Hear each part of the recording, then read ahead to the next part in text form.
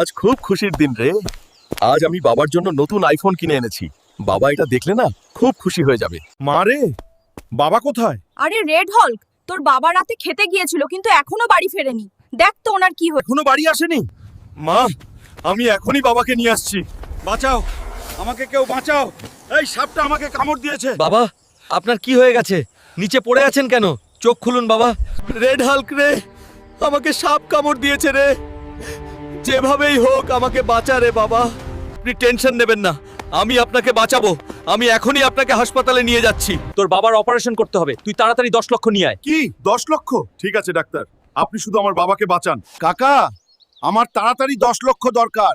বাবাকে সাপে কামড়েছে। আরে সরে যা, টাকা কি গাছে ফলে যে তোকে দিয়ে দেবো? কাকা আজ নিজের আসল চেহারা দেখিয়ে দিল। হে ভগবান, এখন আপনিই কোনো পথ দেখান। আমাকে আমার বাবাকে বাঁচাতে হবে। শোনো শোনো শোনো, আমাদের গ্রামে একটা সাপ ঢুকেছে। যে ওকে মারবে সরকার তাকে 20 লক্ষ টাকা পুরস্কার। এইটাই সঠিক সুযোগ।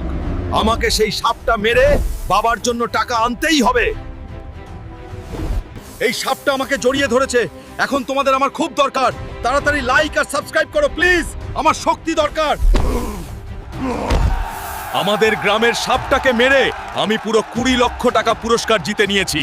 রেড হাল্ক, তুই টেনশন নিও না, আমি তোর বাবাকে বাঁচিয়ে নিয়েছি। কি বাবাকে বাঁচানো গেছে? ডাক্তার সাহেব, অনেক অনেক ধন্যবাদ। বাবা, এই আইফোনটা আপনার জন্য।